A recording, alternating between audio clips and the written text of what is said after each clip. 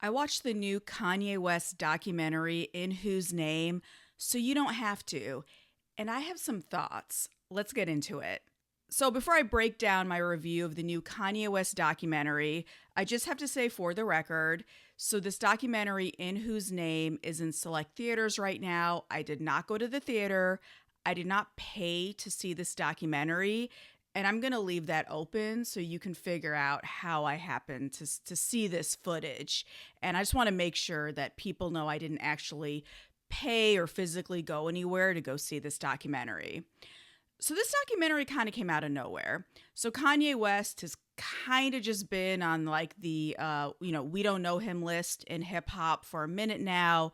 When he comes out, it's always something controversial. He seems to always want to steal the headline, whether it's, what he's doing on the red carpet, what he's wearing or not wearing, his crazy rants. Like the focus on Kanye has been controversy versus music or fashion for a long time. And I don't got to give you the backstory. I mean, he has burned a lot of bridges in the industry. So I was even surprised at this documentary, not just that it happened, that it was getting a theatrical distribution, but hey, it is what it is. So the backstory is that Kanye has always had a videographer or probably a group of videographers following him around. And you'll see in this documentary, there's sort of like a prelude part of it where you see a lot of old footage. So it actually starts with a conversation with him and Lady Gaga. So they were supposed to go on tour way back in the day, maybe like about '08, '09, and it ended up being put on hold after the whole Taylor Swift VMA situation. So you see a lot of old footage, and I believe that's his old documentary team, his old videographer. But you have this young videographer, Nick Ballesteros, I think is how his name is. He started following Kanye only about 2019, I believe, and he was a teenager at the time. So there is an interview he did recently, and I can't remember all the details, but it was one of those situations where he saw an opening to join his team, and then he becomes the videographer who's capturing the more recent documentary. So the footage kind of has like the old Kanye, but most of the focus is on, I guess you call it, the new Kanye. Overall, the documentary, there's just nothing there. It really just feels like a bunch of sort of hodgepodge footage stitched together. It does appear to be mostly in chronological order, but if you're not a super fan, you're going to have a really hard time making any kind of sense of this documentary. So it starts with this sort of like prelude, and it just shows a bunch of celebrities basically telling Kanye how great he is. So you see Lady Gaga, Drake, Pharrell, like there's so many celebrities. I think Rihanna's in it because he had this camera following him all the time. And this was the good times when Kanye was still known for his music, his fashion, being this very much a cultural, not just a connoisseur, but a leader. And you just see how beloved he was. Then the documentary switches and you see what I would say is the Kanye that we know now.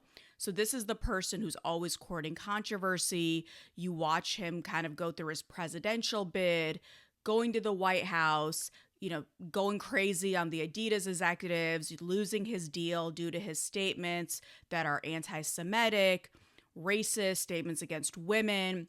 But really the problem is it's just a bunch of footage. There's no voiceover. The Nick, the documentarian, really doesn't give any input. There's a few times where Kanye kind of breaks the fourth wall and talks to him, but this is a kid. I mean, I would just guess he's a fan. Like, what is he supposed to say to this icon? Like, he's not going to push back. He's really here because of the access that he's getting. And I think overall, that's really the problem. For me, if Kanye West is going to do a documentary in 2025, I need some insights, explanation, honestly, an apology for a lot of the things he said and done that have hurt so many people. You're not getting that. In Whose Name is just a bunch of Kanye footage. I believe they had thousands of hours of footage that they just had to turn into, some sort of a narrative. But outside of the true hardcore Kanye fans who already know the story, you're not really gleaning anything more. If anything, it just shows behind the scenes, he's even worse than what we see in public. Like, this is the guy, he's screaming at his mother in law, Kris Jenner. He's blaming that family for his downfall. We see him just kind of going crazy, not really able to take any kind of accountability. I only counted two individuals. One was Swizz Beatz when they were in the studio, and the other was Michael Che from Saturday Night Live after Kanye went on his infamous rant after the show. Those are the only two people who seem to hold him up to, any kind of responsibility. And it's very clear Kanye is just not capable of it. And to make things worse, he's also surrounded by sycophants. There are so many people who are just there smiling and grinning and nodding. They're on his payroll. And these are people who they just want to be as close to him, his celebrity, the fame and access he provides. They kind of don't care what happens to him. And to me, that is the sad part, is if we are going to take anything from the Kanye documentary, it's very much we need to examine the idea of celebrity, uplifting people and calling them a genius, whether they deserve it or not, and having no accountability. Okay, you made some great records. You absolutely are a fashion leader at one point, but that doesn't negate the fact that you can do or say anything that you want. And I think you do see that there have been corporate ramifications. Like, Kanye lost all of his deals. The Adidas deal, CAA dropped him, his record label dropped him. I think at one point he even talks about how he can't find any venue that's going to house him because obviously Live Nation has a monopoly there. And I did read a recent story. I think he's doing a show in South Africa or something, but it makes sense because I don't think any legitimate venue wants to hire him. It's just way too much of a liability, not to mention that he has offended some very powerful people. And there are ramifications to what you do, what you say. And in the case of Kanye, it's over and over again. It's not a one-off and then he learned his lesson. He likes to dig in his heels. And this is someone who truly believes he can say anything he wants to say, do what he wants to do. It doesn't matter how contradictory it is. So he can be the person who very much is a walking contradiction, a hypocrite, but that's okay for him. The people around him are all essentially there just to make him feel good, to uplift him, and to be yes men and yes women. And that's what you see a lot in this documentary. I took a quick look at Rotten Tomatoes before I made this video, and it seems to be positive. Again, if you are a Kanye West diehard fan, you are sitting there defending him in the year 2025, you're probably going to like it because it's just footage of your favorite, and that's what it is. But to me, as a documentary, it just doesn't stand. Seeing Kanye and Elon, cuddling up on a bed and having an awkward conversation, you got to give us some context, or why are we watching this? Otherwise, it just feels like really an exercise in ego, Kanye wanting to feel good about himself, feel important. This could have just been a family movie. This does not need to be a documentary and certainly not a theatrical release. So am I glad that I saw the Kanye West documentary? Sure. Like I said before, I didn't pay to see it and physically have to go anywhere to see it, so that was a good thing. But otherwise, I really just don't see what was the point. If Kanye really is serious about being taken seriously, then work with a serious documentarian. Work with someone who will ask questions, push back, also interview people within his life and his sphere who can give some context, because really all we're seeing is just one lens focused on Kanye. There is no sort of, critique or analysis. I suppose the audience can do that, but they're just not giving us enough to really make any kind of conclusion by the end of the film. So overall, I would not recommend that anyone go watch this Kanye documentary. Outside of people who are on KTT or the Yeezy Reddit, I think this is really for them. I can't even see somebody who's a hip hop fan or a music doc fan. You're not going to get anything out of this.